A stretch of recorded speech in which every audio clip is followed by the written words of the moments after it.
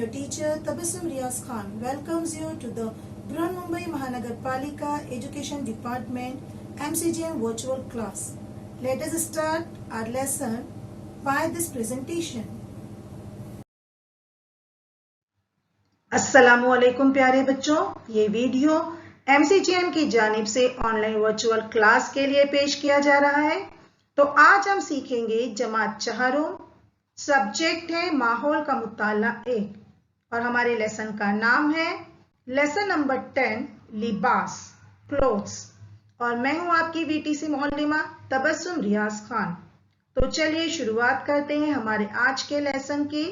Lesson number 10 लिबास या clothes. बखूबी जानते हैं कि हमारी बुनियादी जरूरतें कौन कौन सी है। सबसे पहला है घर यानी मिस्कन, दूसरा है ग़िज़ा, तीसरी है हवा और चौथी हमारी घर बुनियादी जरूरत है लिबास। तो आज हम अपनी बुनियादी ज़रूरतों में से एक ज़रूरत लिबास के मुतालिक मालूमात हासिल करेंगे। तो चलिए शुरुआत करते हैं हमारे आज के लेसन की। ये छोटा सा एक्सपेरिमेंट है, आपको करके देखना है। आप क्या करोगे, टेलर की दुकान पर जाइए और उससे कपड़े का छोटा सा टुकड़ा लेकर आइए और आपके घर में मैग्नीफायर ग्लास होगी तो आपको उससे उस कपड़े के टुकड़े का मुशाहिदा करना है, ऑब्जर्वेशन करना है।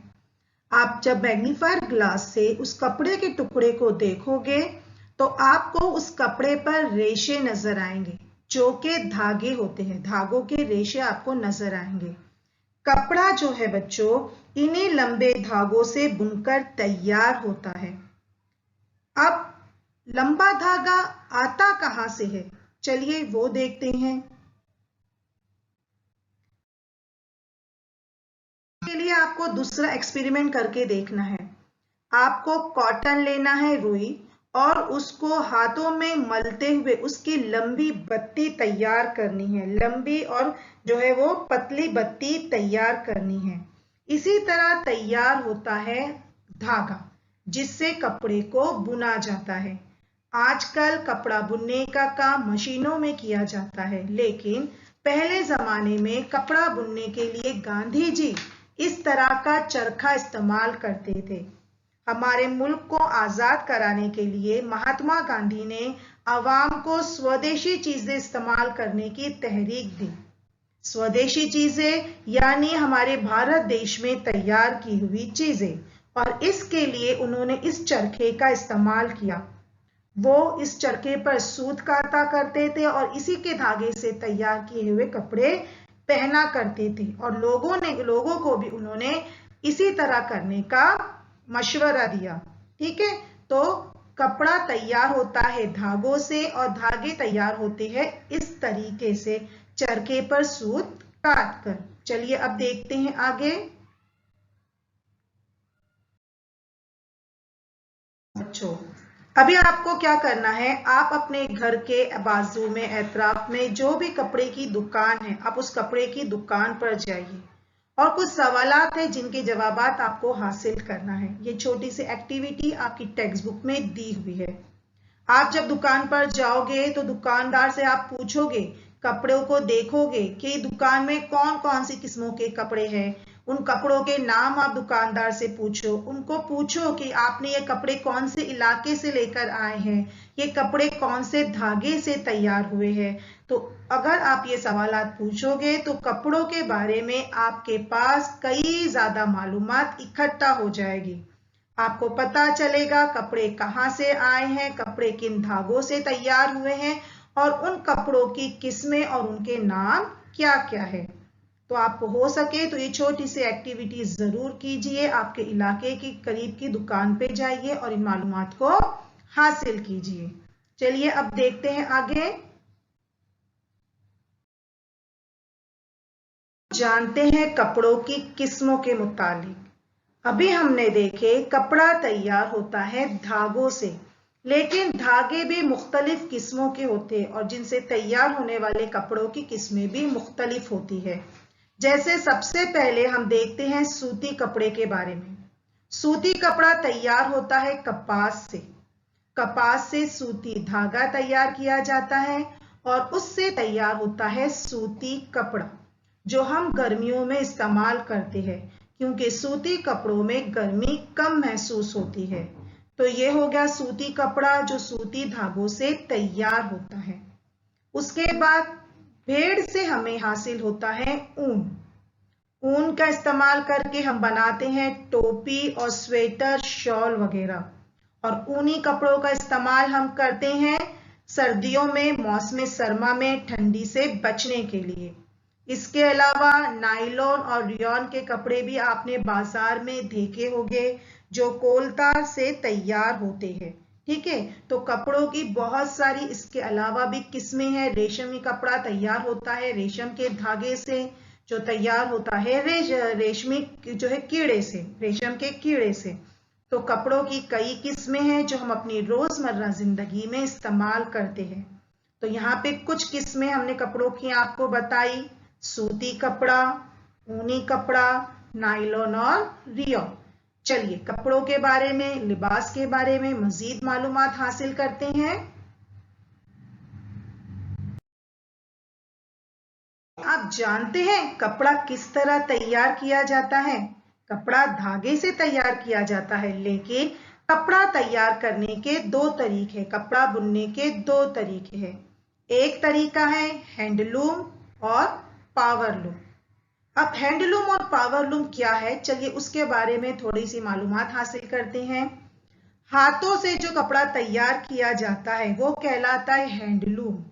भिवंडी में हैंडलूम के कारखाने बहुत ज्यादा आपको देखने को मिलेंगे। हैंडलूम में तैयार किया हुआ कपड़ा बहुत बारीक महीन होता है, बहुत ही खूबसूरत भी होता है, लेकिन इसमें वक्त भी ज्यादा लगता है, खर्च भी आता है और मेहनत भी बहुत ज्यादा लगती है। दूसरा है पावरलूम। पावरलूम यानी मशीन पर तैयार किए जाने वाला, बुना जाने वाला कपड़ा। पावरलूम में वक्त की बचत होती है, लेकिन मेहनत, और इसमें मेहनत की भी बचत होती है, लेकिन खर्च भी ज्यादा आता है मशीनों के लिए और इसमें लगने वाले लोगों की मेहनत भी शामिल होती है। तो कपड़ा जो है बुना जाता है हैंडलूम और पावरलूम इस तरीके से, हाथों से और मशीनों के जरिए बुना जाता है। इसके अलावा अक्सर आपने घरों में देखे होंगे आपकी अम्मी, दादी, नानी हाथों से कपड़ा बुनते हैं। जब सर्दियां शुरू होने वाली होती है तो वो अपने हाथों से स्वेटर, टोपी आपके लिए बुनते हैं। तो ये भी कपड़ा बुनने का एक दूसरा तरीका है। तो हमने आपको अभी बताया कि कपड़ा बुनने के तरीके कौन कौन से हैं। एक हैंडलूम जहां पे हाथों की मदद से कपड़ा तैयार किया जाता है। दूसरा है पावरलूम जो मशीनों पे कपड़ा बुना जाता है, तैयार किया जाता है, जिसमें वक्त कम लगता है, मेहनत कम लगती है। और उसके बाद है हाथों से जो अम्मी या दादी हमारे लिए जो शॉल, स्वेटर वगैरह बुना जाता है सुइयों की मदद से, उसे के भी एक बुनने का वो तरीका है। तो ये तो हो गए कपड़ा बुनने के तरीके। चलिए आगे बढ़ते हैं।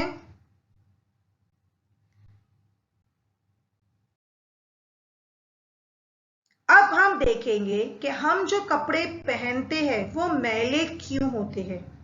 हम बाहर आते जाते हैं, खेल कूद करते हैं, पूरा दिन कपड़ों को पहनते हैं, तो धूल मिट्टी से कपड़े हो जाते हैं मैले।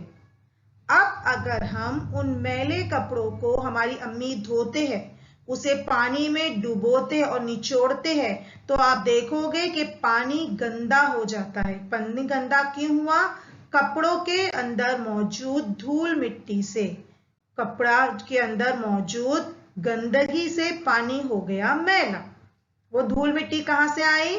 हम जो कपड़ा बाहर पहन कर जाते हैं तो धूल मिट्टी हमारे हवा में मौजूद जो है वो हमारे कपड़े में आ जाती है और कपड़ा हो जाता है गंदा। अब इस कपड़ों को धोना भी तो जरूरी है, तो घर में उन कपड़ों को मुख्तलिफ तरीकों से धोया जाता है और उसे साफ किया जाता है। और साफ कपड़े पहनने से हमारी सेहत भी अच्छी रहती है, इसके लिए साफ कपड़ा पहनना एक अच्छी आदत है।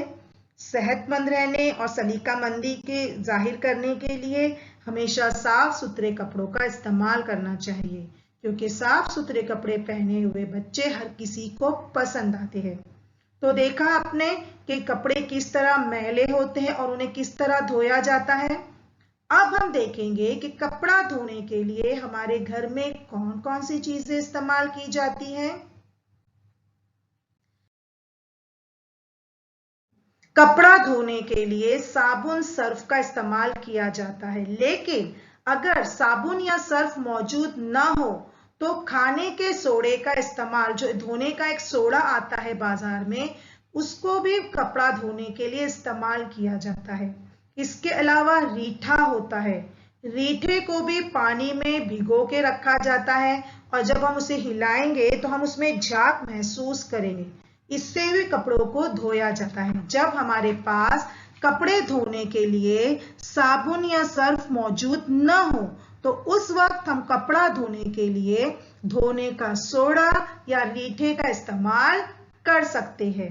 इसके इस्तेमाल से कपड़ों पर मौजूद मैल निकल जाता है और कपड़े बिल्कुल साफ सुथरे होकर हमारे सामने नजर आते हैं। चलिए आगे देखते हैं।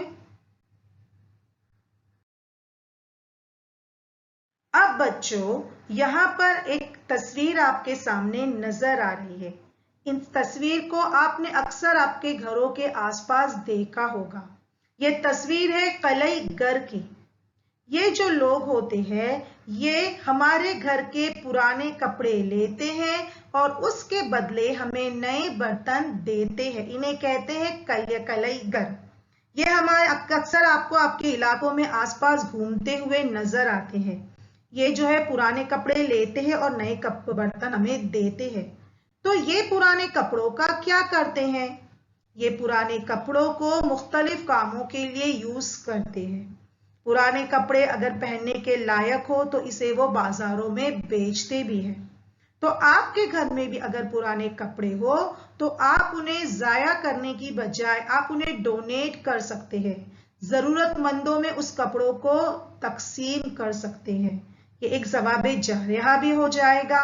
दूसरा, जो हमारे कपड़े होते हैं जो बहुत ज्यादा फटे पुराने होते हैं, हम उन्हें जाया कर देते हैं, उनके इस्तेमाल से जो है उनकी लकड़ी से कागज भी बनाया जाता है और इस तरह तैयार किए हुए कागज का इस्तेमाल कागज के फूल, कागज की प्लेटें बनाने में तैयार किया जाता है। तो जो कपड़े बहुत ज्यादा खराब हो जाते हैं, जो पहनने के बिल्कुल लायक नहीं बचते हैं, उन कपड़ों की लुगदी से कागज तैयार किया जाता है और मुख्तलिफ कामों के लिए इस्तेमाल किया जाता है। इसके अलावा पुराने कपड़ों से आप घर में फुटमैट, पायदान, पापोश, रजाई जैसी चीजें भी बना सकते हैं। तो हम जो पुराने कपड़े जाया कर देते हैं, उन्हें जाया न करते हुए अगर हम उनका इस्तेमाल मुख्तलिफ कामों के लिए करें तो बेहतर होगा।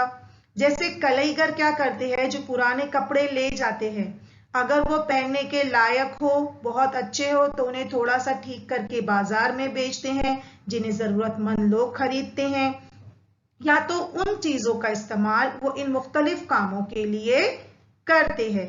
तो हमें भी क्या करना है, हमारे कपड़ों को जाय नहीं करना है। अगर वो पहनने के लायक हो तो उन्हें जरूरतमंद को देना है, हमें उससे घर में फुटमैट तैयार करना है। और अगर बहुत पुराने कपड़े हो तो हम उसे जाय कर देंगे, लेकिन उसको जाय किया नहीं जाता बल्कि उससे कागज तैयार किया जाता है। तो ये तो हो गया पुराने कपड़ों का इस्तेमाल। अब हम इसके बारे में मजीद जानते हैं। जी हाँ बच्चों, कपड़ों में तब्दीली। आपने अक्सर आप यहाँ वहां घूमने जाते हो तो आपने लोगों को मुख्तलिफ अलग अलग लिबास पहने हुए देखा होगा। आपको आपके अतराफ बहुत सारे लोग नजर आएंगे जो अलग अलग लिबास पहने हुए आपको नजर आते हैं। यानी हर किसी का लिबास एक जैसा नहीं होता, हर किसी का लिबास मखसूस होता है। जैसे कि ये आपको अक्सर गांव वगैरह में ये गीत गाते हुए नजर आएंगे, भजन। इनका लिबास का तरीका अलग है। जो आदिवासी होते हैं, पहाड़ों में रहते हैं, उनका लिबास पहनावा अलग है। जो चरवाहे होते हैं, जो भेड़ बकरियां चढ़ाते हैं, उनका लिबास अलग है। जो माहीगीर, मछली पकड़ने वाले फिशरमैन होते हैं, उनका लिबास अलग होता है। उसके अलावा राजस्थान के लोगों का लिबास अलग है, महाराष्ट्र में अलग लिबास पहना जाता है, ठीक है। तो और इस तरह जो कबायली लोग होते हैं, कबीलों में रहने वाले, वो अलग लिबास इस्तेमाल करते हैं। तो हमारे मुख्तलिफ रियासतों में अलग अलग लिबास वहाँ के जो है रियासत के हिसाब से पहना जाता है, वहाँ के मुताबिक उनके लिबास में तब्दीली आपको नजर आती है। लेकिन हम भी जो लिबास पहनते हैं उसकी भी तब्दीली उसमें आपको नजर आएगी। कब? जब मौसम तब्दील होता है। गर्मियों में हम सूती लिबास, कॉटन के कपड़े पहनते हैं, सर्दियों में हम ऊनी कपड़ों का इस्तेमाल करते हैं, बारिश में हम रेनकोट, स्वेट्स का इस्तेमाल करते हैं। तो मौसम की वजह से भी कपड़ों में तब्दीली आती है। इसके अलावा ईद है, त्योहार है, कहीं शादी ब्याह में जाना है, तो भी आप घर के नॉर्मल कपड़ों को छोड़कर अच्छे रंग बिरंगे कपड़े पहनते हैं, तब भी आपके कपड़ों में तब्दीली आती है। इसके अलावा महाराष्ट्र में तहजीबी और जुग्राफियाई वजूहात की बिना पर भी कपड़ों में आपको तब्दीली नजर आएगी। जहां पर बहुत ज्यादा ठंड होती है वहां पे ज्यादातर लोग ऊनी कपड़े ही इस्तेमाल करते हैं। जहां पे साल भर बहुत ज्यादा गर्मी होती है वहां पे ज्यादातर लोग सूती कपड़ों का ही इस्तेमाल करते हैं। और जहां पे रियासत में जिस मजहब के लोग ज्यादा रहते हैं, उनकी तहजीब, उनका कल्चर क्या है, उस हिसाब से वो लोग कपड़े इस्तेमाल करते हैं। जैसा कि अभी हमने देखा, कबायली लोग अलग कपड़े पहनते हैं, उसके अलावा जो भेड़ बकरी चराने वाले अलग लिबास पहनते हैं, मछली पकड़ने वालों का लिबास अलग होता है। तो इन तमाम वजूहात की बिना पर हमारे कपड़ों में हमें तब्दीली नजर आती है, ठीक है। तो ये हो गई लिबास के मुतालिक छोटी सी मालूमात। उम्मीद है आपको ये मालूमात बहुत अच्छी तरह समझ में आ गई होगी। अब हम करते हैं थोड़ा सा रिवीजन। हमने क्या सीखा? सबसे पहले बच्चों हमने सीखा कपड़ा धागे से बनता है और ये धागा तैयार होता है कपास, ऊन वगैरह से। धागे से कपड़ा बुना जाता है। उसके बाद कपड़ा बुना जाने के तरीके भी हमने आपको बताए। एक तो हाथों से बुना जाता है सुइयों की मदद से, दूसरा हैंडलूम और पावरलूम कपड़ा बुनने के दो तरीके हैं, ठीक है। उसके बाद हमने देखा कि हम बाहर जाते हैं, धूल मिट्टी से कपड़े मैले हो जाते हैं, तो उन कपड़ों को धोकर साफ सुथरा किया जाता है, क्योंकि साफ सुथरे कपड़े पहनने से हम सेहतमंद रह सकते हैं। उसके बाद हमने देखा कि कपड़ा धोने के लिए साबुन, रीठा या जो है धोने के सोडे का जैसा इस्तेमाल किया जाता है। इससे जो है कपड़ों के मैल को साफ किया जाता है और कपड़े को साफ सुथरा बनाया जाता है। उसके बाद हमने देखा कि पुराने कपड़े को हम ज़ाय न करें। पुराने कपड़े लेकर नए बर्तन देने का काम करते हैं कलईगर। पुराने कपड़ों को हम दोबारा इस्तेमाल कर सकते हैं, उन्हें हम जरूरतमंदों को दे सकते हैं, उससे जो है हम पापोश, रजाई बना सकते हैं और उससे पुराने कपड़ों की लुगदी से कागज भी तैयार होते हैं। उसके बाद हमने कपड़ों की तब्दीली देखी। कपड़ों में तब्दीली होने की बहुत सारी वजूहात है, रीजंस हैं। जैसे मौसम की वजह से कपड़ों में तब्दीली होती है, ईद, त्योहार या कोई फंक्शन हो तब कपड़ों में तब्दीली नजर आती है। इसके अलावा जो हमारी आसपास की रियासतें हैं उनमें जो कल्चरल जो डिफरेंस होता है, जो उनकी वजूहात है, उसकी वजह से भी लिबास में तब्दीली नजर आती है। और हम ये भी जानते हैं कि पहले इस्तेमाल किए हुए लिबास अब हम नहीं पहनते। क्यों?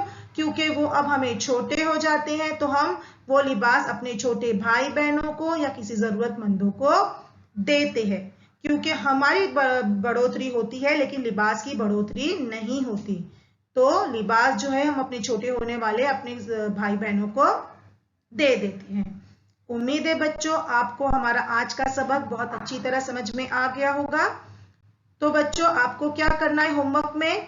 आपको इस सबक के जो मश्की सवालात है वो आपको आपकी कॉपी में लिखना है और आपकी टीचर को बताना है। नेक्स्ट लेसन में जब तक के लिए अल्लाह हाफिज, थैंक यू।